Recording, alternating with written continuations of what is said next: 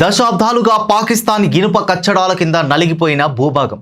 ప్రపంచ వేదికలపై కాశ్మీర్ రాగం అందుకునే పాక్ పాలకుల అసలు రంగు బయటపడిన వేళ 1947-48లో భారతదేశానికి చెందిన జమ్మూ కాశ్మీర్ ప్రాంతాన్ని పాకిస్తాన్ ఆక్రమించుకుంది. దాన్నే మనం పాక్ ఆక్రమిత కాశ్మీర్ లేదా POJK అని పిలుస్తాం.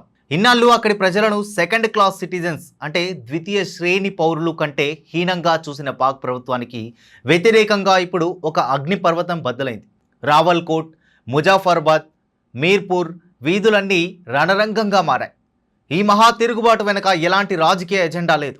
ఇది కేవలం ఆకలి, ఆత్మగౌరవం మరియు బ్రతుకు తెరువు కోసం స్థానిక ప్రజలు చేస్తున్న పోరాటం. జాయింట్ అవామీ యాక్షన్ కమిటీ నేతృత్వంలో ప్రజలు తమ ప్రాథమిక హక్కుల కోసం రోడ్లపైకి వచ్చారు.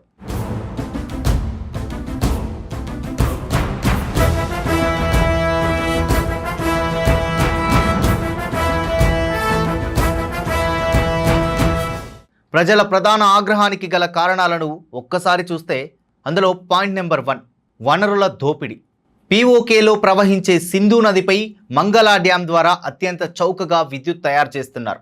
కానీ ఆ విద్యుత్ను పాకిస్తాన్లోని పంజాబ్, సింధ్ ప్రాంతాల వారు వాడుకుంటూ POK ప్రజలకు మాత్రం ఆకాశాన్నంటే బిల్లులు వేస్తున్నారు. ఇక పాయింట్ నెంబర్ 2, తీవ్ర ఆర్థిక సంక్షోభం.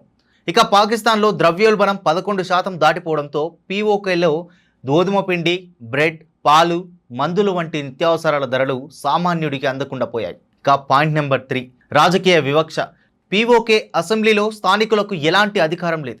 ఇస్లామాబాద్ సైనిక పాలకులు తమకు నచ్చిన పప్పెట్స్ అంటే చేతి బొమ్మలను తెచ్చి ఇక్కడ కూర్చోబెడుతున్నారు. దీంతో పాక్ ప్రభుత్వంపై విసుగు చెందిన POK ప్రజలు తమ ప్రాథమిక హక్కుల కోసం రోడ్లపైకి వచ్చారు.